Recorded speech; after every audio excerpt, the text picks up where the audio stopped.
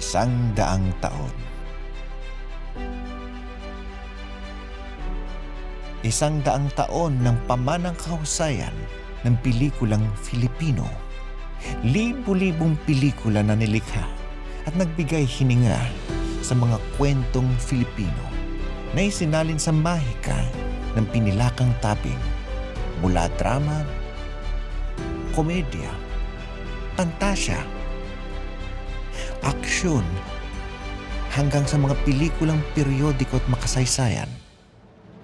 Hindi lamang aliw at kasiyahan ang inihatid ng bawat pelikula. Bagkus, nagsisilbing tulay ang bawat isa sa kalawakan ng ating imahinasyon. Nagsilbi ang bawat pelikula bilang portal patungo sa kalaliman ng ating isipan. Ang bawat obra maestrang nilikha sa loob ng 100 taon ay sumasalamin di lamang sa kasiningan ng mga mamamayan, kundi pati sumasalamin ng ating katotohanan bilang Filipinong mamamayan. In our first 100 years of Philippine cinema, they are the rock base of everything in which cinema was built upon as we understand it here in our country. You can say na bawat frame is a masterpiece in tonality, shadows, darks, and highlights, and the framing and the composition. Sa loob ng mahabang panahong tinakak ng pelikulang Filipino, nabuhay ang isa sa mga mahahalagang haligi ng industriya na naglatag ng landas di lamang sa pag-unlad ng pelikula bilang sining, kundi sa kabuo ay naglatag ng direksyon patungo sa immortalisasyon ng Filipinong karanasan sa pamamagitan ng pinilakang tabing. His style of directing was never obtrusive, never calling attention to itself or to him as the director. Buong-buo yung training niya. Mapunta ka sa music, mapunta ka sa pag-iilaw, mapunta ka sa pagkukwadro. Ating pasukin ang mahiwagang paraiso ng imahinasyon ng isa sa mga dinadamba ng direktor mula sa ginintoang panahon ng pelikulang Filipino, ang mundo ni pambansang alagad ng sining sa pelikula, Gerardo de Leon.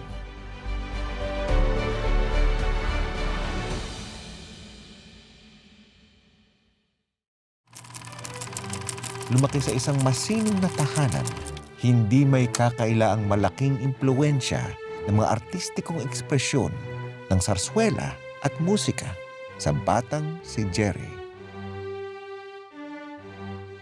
Pinanganak si Manong noong September 12, 1913, dito sa Maynila. Yung pamilya niya ay taga Bulacan. Ang tatay niya ay ang tinatawag na tatay ng sarswelang Pilipino, si Hermogenes Ilagan, at ang nanay niya ay isang pianista, si Casiana de Leon. Kaya lumaki siya sa isang tahanan na puro sining, teatro, musika.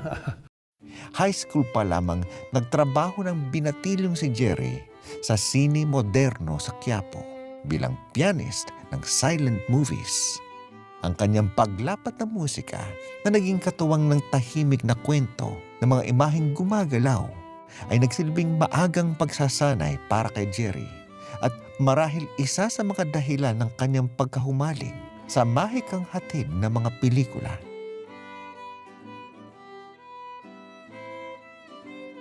Doon siguro nag-umpisa yung pagmamahal niya sa pelikula, at napansin din niya na napakagaling ang mga pelikula ito, napakahusay, yung komposisyon, yung pag-iilaw, Kumbaga, wala naman kasi tayong mga film school dati, Ito na yung naging film school niya.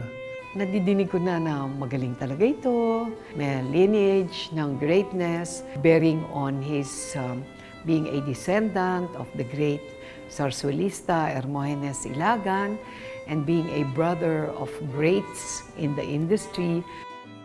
I could foresee na nasa lahi, na hindi lang yan pinick up from a seedling. It was something that belonged to an ancestry, that belonged to a family. Kumuha ng kursong medisina sa pamantasan ng Santo Tomas. Si Jerry ay isa ring professional na aktor habang nagsusulat ng mga dula. Nagtapos sa ikapitong pwesto sa board examination. Isang lisensyadong doktor si Jerry De Leon. Gumawa siya ng pagka-doktor dahil gusto niyang mahiwalay doon sa pamilya na puro showbiz. So gusto niyang natapos niya. He landed up sa board. Ganon katalino yung mama na yun. Kaya sa pamilya nila siya yata ang pinakamalaki ulo eh. Tinanong ko nga sa kanya eh, Manong, bakit napunta kayo sa pelikula, doktor na kayo? Sabi niya, first 3 months ko, pampalang eh. Wala akong kinita dahil ang mga kamag-anak ko lahat ng pasyente. Pero dahil mas nadaig ang kanyang pag-ibig para sa pelikula, kanyang nilisan ng karera sa medisina at tuluyang tinahak ang landas ng pinilakang tabing. Naging actor din siya sa mga pelikula noong araw. Nag-umpisa siya sa pag-extra, tapos lumabas siya sa mga pelikula noong 1937. I think ang unang pelikulang nilabasan niya na naging artista siya na Pusong Dakila. Ang direktor ay si Carlos Padilla, no?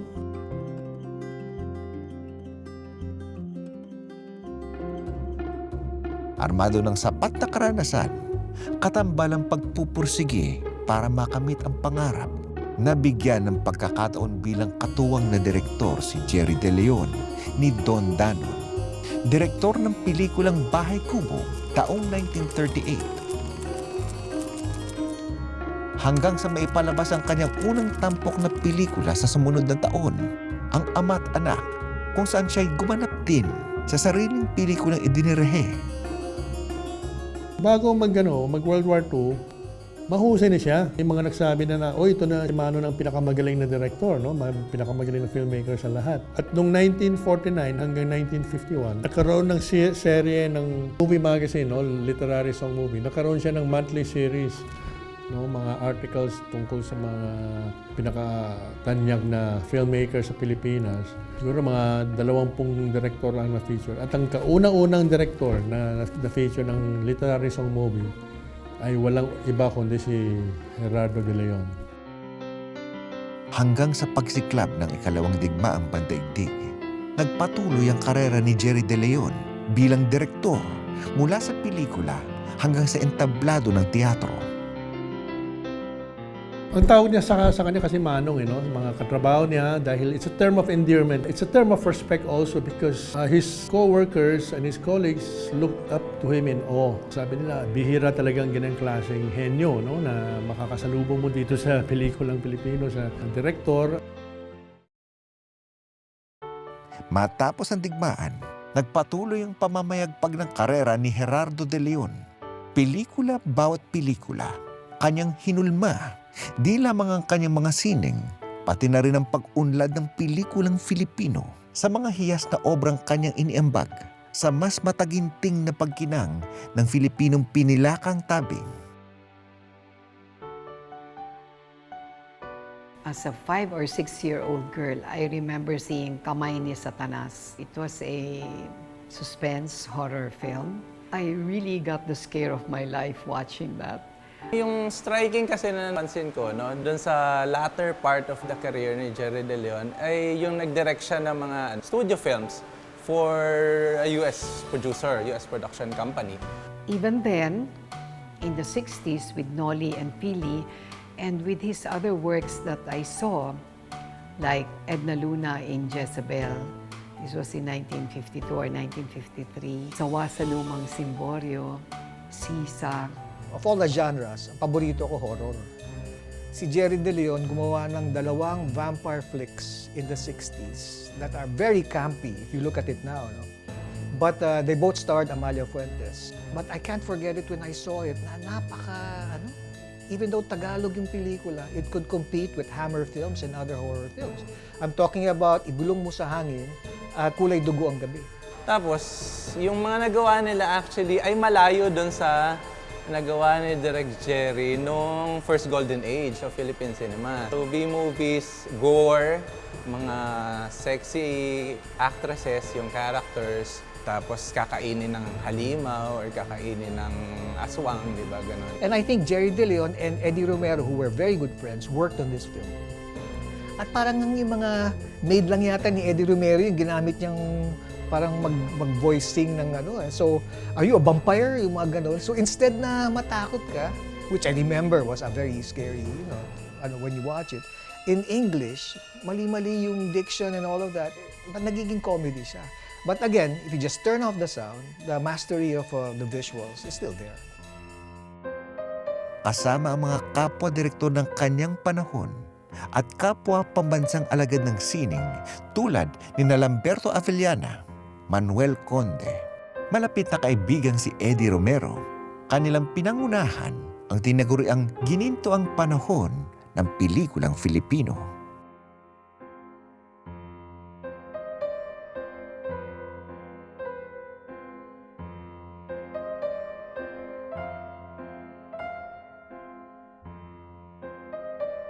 So meron siyang mga series ng Blood Island kung saan kinuha siya doon ni Direk Eddie Romero dahil nga mentor siya ni Direk Eddie at saka close friend sila. As a young, 17er, 18er, Eddie Romero, the son of an ambassador, may pedigree yan, ganyan, started writing his first script. He did his associate directorship and the apprenticeship with Gerardo De Leon.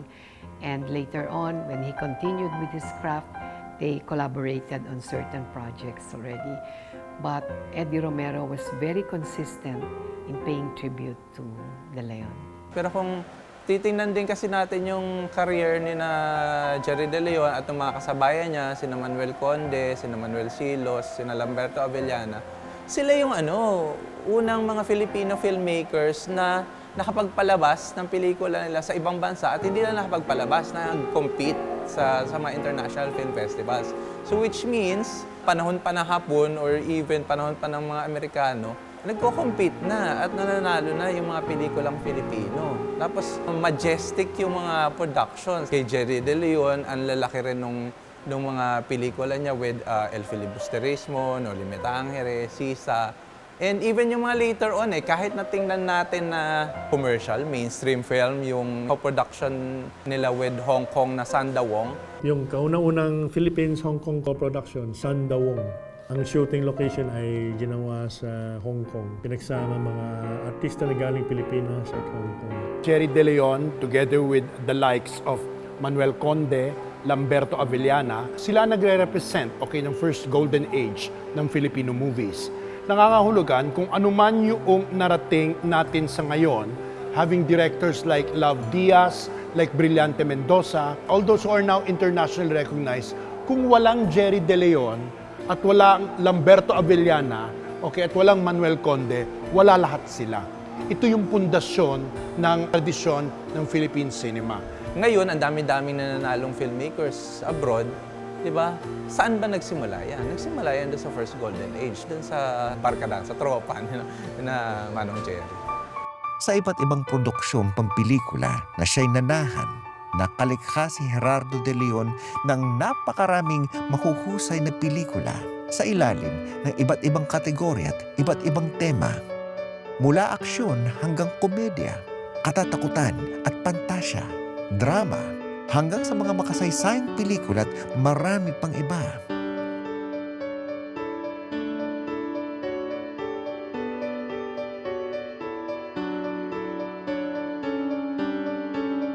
Seeing some of his early movies as a young girl, I thought he was pretty ahead of his time.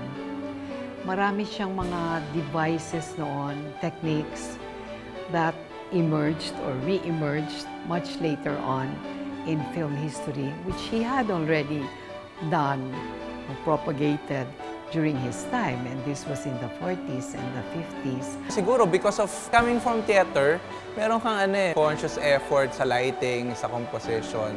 Tapos gusto mo makita even yung mga ensemble na actors, no? So hindi nagra-rock focus. So lahat kahit yung mga nasa likod nakikita. I-analyze natin yan stylistically o sa technique niya. Yung technique niya at yung estilo niya ay angkop dun sa tradisyon ng pinanggalingan at nung kapanahunan niya. Tandaan natin na ang tradisyon ng Philippine cinema was greatly rooted towards the drama of teatro, okay? In other words, ang pinanggalingan niyan ay sarsuela, moro-moro. Hindi ba yung tradisyon ganun? Kaya mahilig tayo sa intense drama. Si Manong self-taught director. Why he excels and his product are very clinical because of his medical training.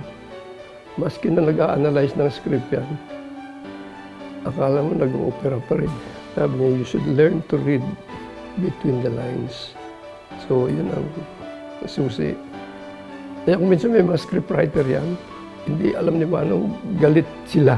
Pero hindi naman nila mabulalas kay Manong yung damdamin nila. Dahil binago ni Manong yung script nila. No? Kaya nagkakagalit yung ibang scriptwriter, galit sa kanya.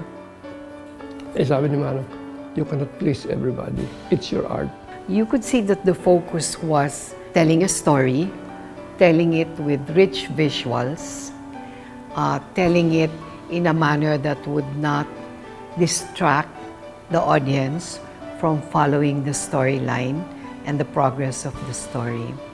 And making sure that the visuals, since it was a motion picture, would enhance, would complement the flow of the story.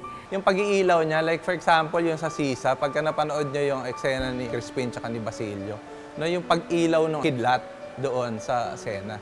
Feeling ko mas galing ka sa German Expressionism and Italian Neorealism kasi yun yung common during that time na mga malalakas na film movements. Kaiba ng pelikula ni Manong, yung timing sa editing, siya mismo ang pumuputol. Dahil sa training niya sa music, alam niya kung kailan gagamitin yung sound at kailan niya kailangan walang sound. Kaya kung titignan mo yung all the way up from Sisa to Moises Padilla's story, all the way down to his last film, Banawe, ando doon yung tradisyon, okay, ng estilo ng pag-acting, estilo ng paggamit ng camera, classical sa tradisyon ng filmmaking of the time.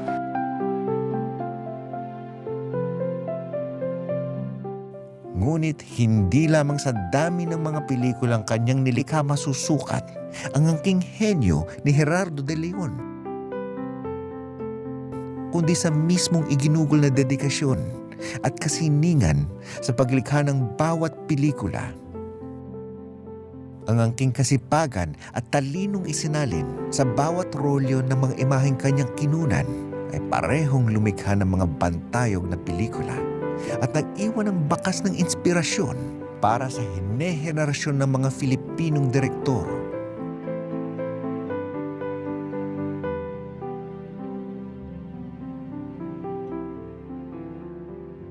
Sumikat talaga si Manong nung lumipat siya sa premiere. Pero at that time, wala na siyang boses. Ang experience ko kasi sa kanya, kahit na gano'n siya kasikat, no? Ang tingin ko parang estudyante pa rin siya ng film. Kasi pag wala siyang shooting, wala kaming ginagawa, mag-iaya yan. Di ka manood tayo ng sine. Meron magandang pelikula dito, panoorin natin. Ibang klase siya pag manood siya ng pelikula. Pinapag-aralan niya talaga. Noong araw kasi, buong araw, palabas ang isang pelikula, kahit anong oras, pwede kang pumasok sa sinihan Yung unang screening, magdadala muna ng baon siya. Papag-aralan niya yung kwento, paano ang pagbuo ng kwento, saka yung psychology ng mga characters sa pelikula. Siguro sa akin, ang pinaka-naka-impact sa akin yung Moises Padilla story. Kasi even though bata pa ako noon at napanood ko, kasi hindi naman ako ganun katanda na napanood ko sa sinihan yun. Okay, napanood ko sa TV at naalala ko na that was the time when TV was showing good Filipino movies. Ang location niya, ginawa niya sa labas ng isang simbahan. Habang tina-torture si Moises Padilla, nag-intercut yung mga eksena sa crucifix doon sa loob ng simbahan, no? Sa mukha ni Cristo, no? Sa Stations of the Cross. Makikita mo, kinumpara niya yung kalbaryo ni Moises Padilla sa kalbaryo ni Jesucristo.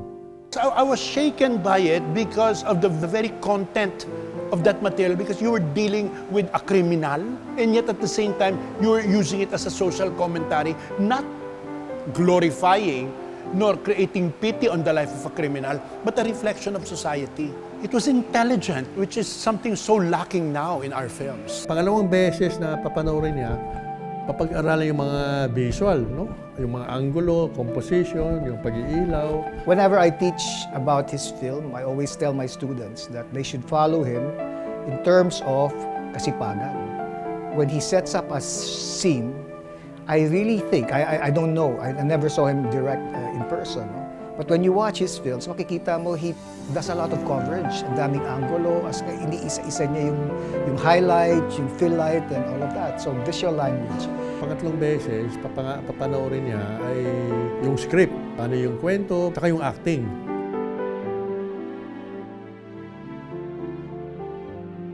I think if you sum it up in one word, it would be timelessness, the timelessness of his work.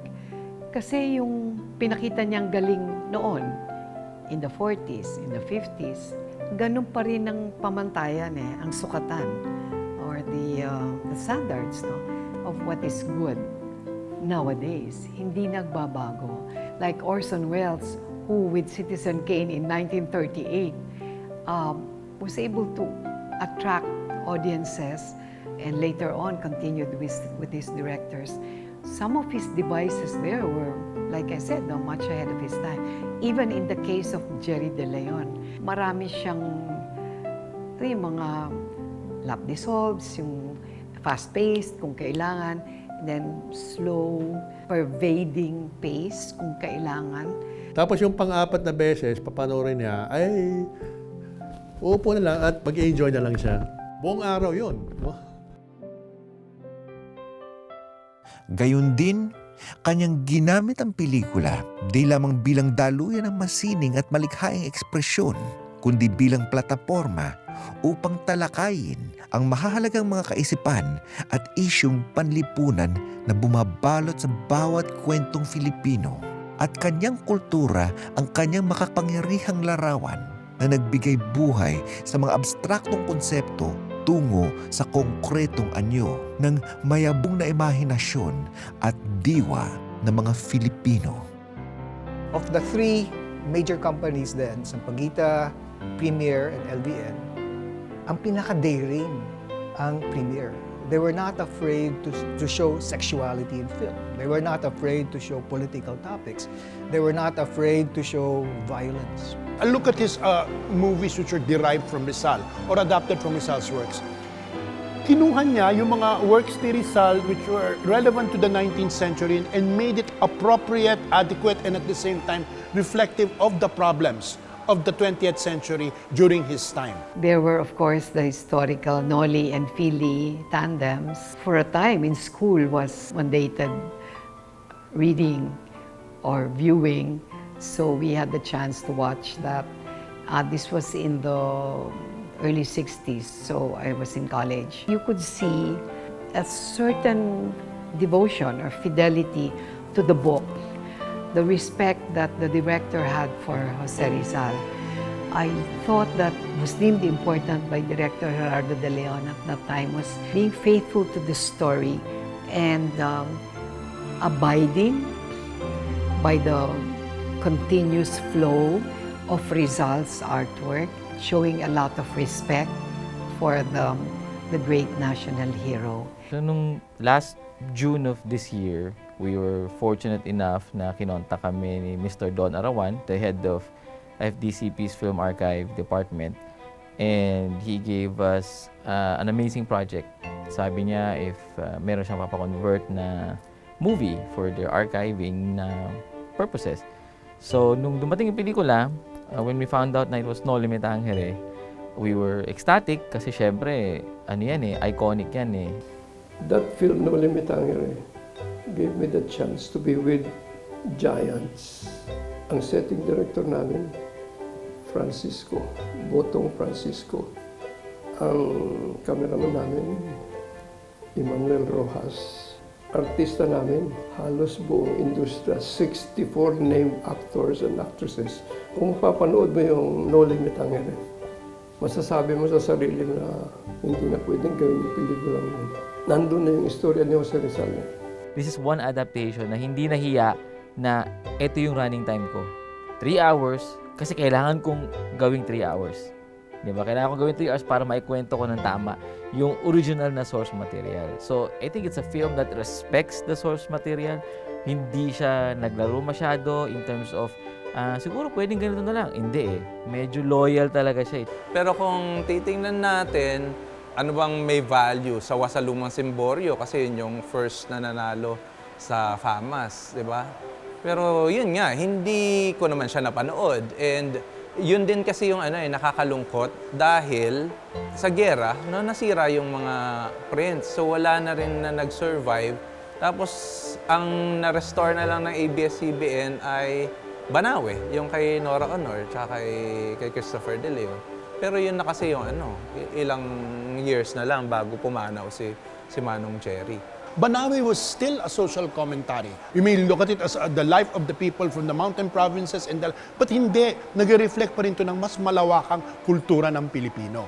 So he wasn't just doing your regular drama, he was doing cinema with responsibility and cinema which was really reflective of Philippine culture.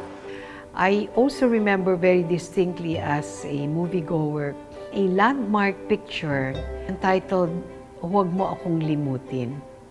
Landmark because it had a bold theme, it was about illicit affairs, there was sex. Yung huwag mo akong limutin kasi 1960 ito napaka-bold daw, napagtalik kasi yung yung isang lalaki at isang babae na hindi yata naman mag-asawa. Ayaw ng babae, yung babae, ayaw niyang alagaan yung anak niya. Bago niya pinanganak, pina-abort niya. 1960 ito, talagang napaka-conservative pa ng society natin, ng lipunan natin. Sinensor siya. It evoked, it marked sexuality, but it was not intrusive. It was not bothersome. It was not distracting. Accepted the story for what it was. You accepted the illicit relations that were indicated there for what they were.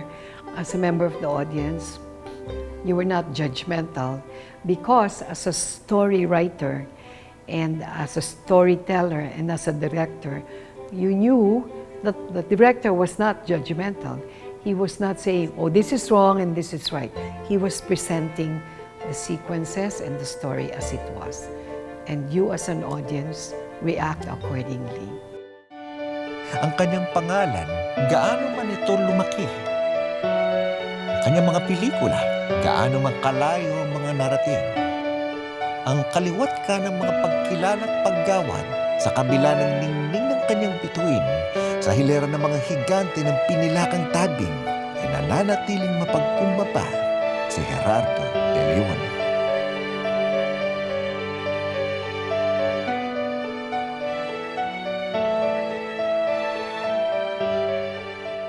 Si Manong ang parang nagbukas ng pinto ng pelikulang Pilipino na ipakilala sa buong mundo. Para kilalanin ka ng direktor na kagaya nila David Lin at ikukumbidahin ka kung saan-saan at saka mga kritiko na nakapanood ng kanyang mga pelikula. Na iba-iba ang appraisal, very, very positive. Nagkaroon ng recognition ng Filipino movies. Kaya yung mga sumunod na mga direktor naging daan para mabuksan din yung mga kabataan natin na gumagawa ng pelikula. Noong umpisa, 1952, itong FAMAS Award, siya yung kauna-unang itinanghal na Best Director. Naging Best Director siya sa Bagong Umaga. Pero ang Best Picture ay ibang pelikula naman, sa Wasalumang Simboryo.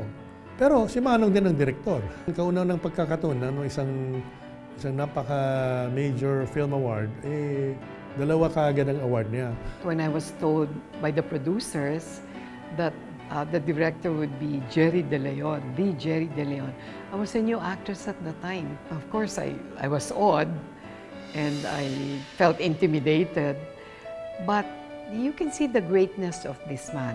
And we can generalize that is really the great people who do not assert themselves, who do not command attention and respect, hopefully deservedly, do not teem with self-entitlement. Wala siya nun eh. Dito naman sa FAMAS Award, mula 1952 hanggang 1971, nagkamit siya ng 5 Best Director Award. Kung araw na yan, yung nakalimang Best Director Award ka, ano na, halos taon-taon siyang nananalo. Kaya ginawa nila, nilagyan na lang siya sa Hall of Fame. So, hindi na siya pwedeng umulit. From what I heard is he was a typical friendly guy. Hindi siya yung diva. Because you have that. You have filmmakers na nakikita mo yung reputation nila is para silang mga senyorito as opposed to yung kanilang mga alipin. Ang alam ko kay Manong Jerry is para siyang ordinary guy, which makes his artistic excellence and qualities mas magkinang. Doon sa Southeast Asian Film Festival 1954, no, kung saan ang mga kalaban niya ay mga pelikula ng mga kapwa-direktor na Asiano, ang pelikula ng Ifugao ay nagkamit second best picture.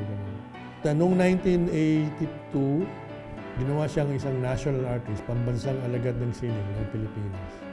Maraming direktor na dumaan. Mababaw ang yapak.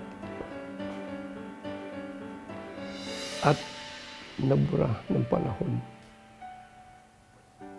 Yung mga yapak ni Jerry, mahirap burahin dahil malalim ang yapak ng kanyang mga paa.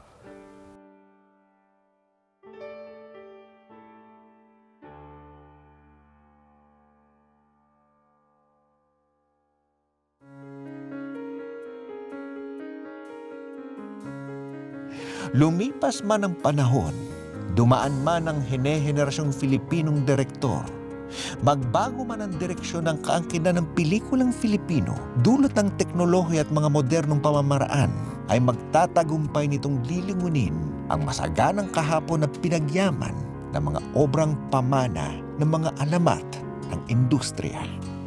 Ang kanilang mga sinimulan, mga binuong pamantayan at ehemplo, gayon din ang mga itinalag ng mga daan tungo sa pag-unlad di lamang ng sining ng pelikula, kundi pati sa kabuuang kultura ng bayan.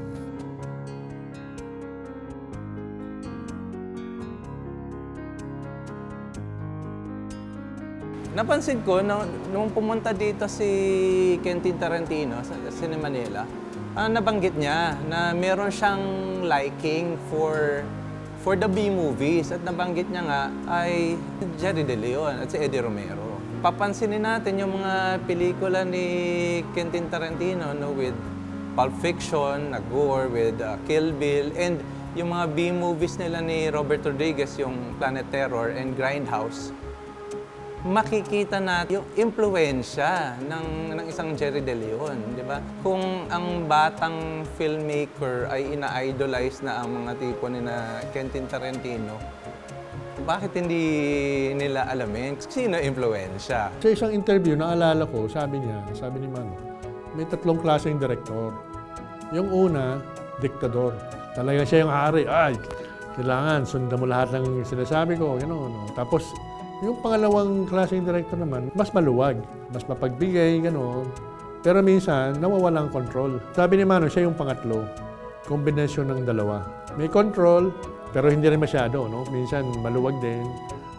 Ibig sabihin, tinitimpla rin niya yung approach niya sa pagdidirect sa tamang paraan. At nagpibigay rin siya ng palugid sa mga artista niya na sila mismo ang bahala mag-interpret sa mga papel nila. Pinaka-legacy ni Jerry De Leon para sa akin, amongst all the national artists, is that he was well-versed in historical drama, he was well-versed in classic Filipino literature, he was well-versed in action films, in fantasy, in horror. And I think what unites all of his films is the quality of his eye. Not even Broca, not even Bernal, not even his contemporaries have, that ability to turn each frame into like a piece of art. Complete, spelled C-O-M-P-L-E-A-T. Lahat ng gusto mong hanapin sa isang filmmaker, nasa kanya at the time when technology had its limitations, at the time when moral standards, for example, social standards, were different, not as advanced as now.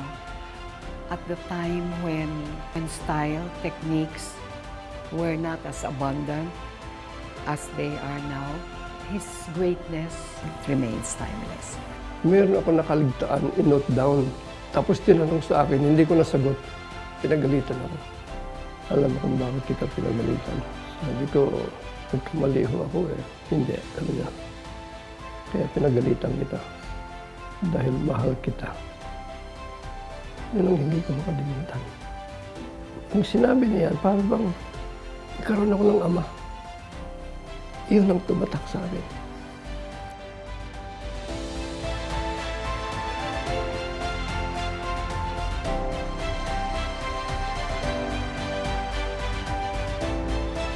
Mga di matatawarang ambag ng isa sa mga dakilang muhon ng pinilakang taping.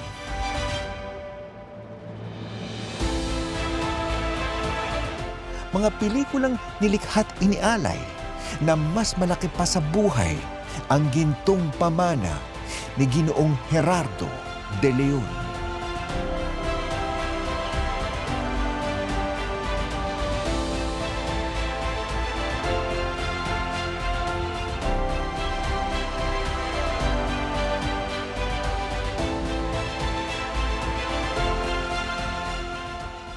Pambansang alagad ng sining sa pelikula.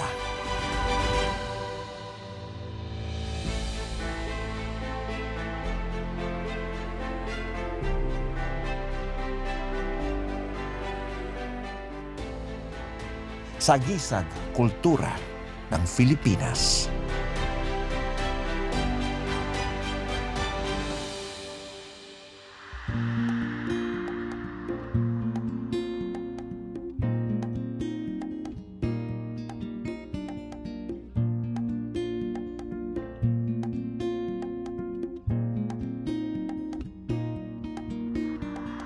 Ako ay Pilipino, lahing matapang, lahing matalino, nalakbay ko ng mundo. Walang unos o bagyo sa aking gugupo, lahi ng matatag. Ako ay Pilipino. Ako ay Pilipino. Ako'y makadiyos. Ako ay Pilipino. Ako'y makatao, saan man makarating, sino mang makapiling. Aangat ang galing Habang buhay, Filipino. Pilipino.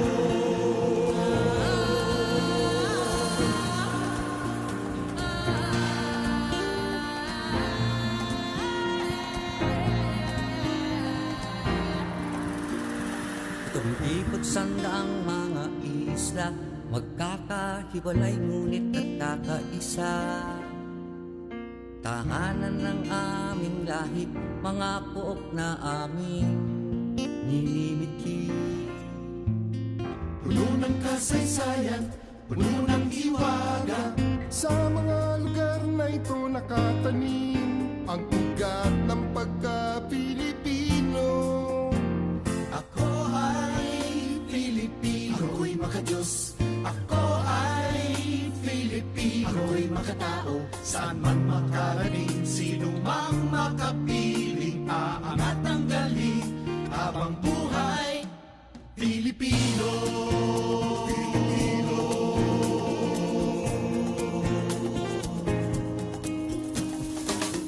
Kami ang lahing kayumanggi mula sa bughaw na langit at dagat. Mula sa pulang animoy dugo, hinalo sa dilaw na araw at bituin. Yan ang kulay ng katatagan, yan ang kulay ng kagitingan, buong tapang na sumisigaw. Yan ang Pilipino. Ako ay Pilipino. Ako'y makadiyos. Ako ay Pilipino. Ako'y makatao, saan man makarating, sino mang makapiling.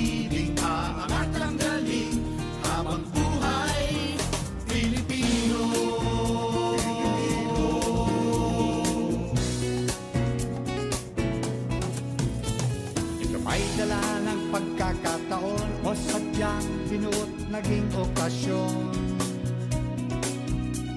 Pagdiriwang ang aming kasiyahan, ipinagbubunyi ang kalayaan. Pinupuri ang katapangan, kapanganakan, pag-iisang dibdib. Pagbabalik pa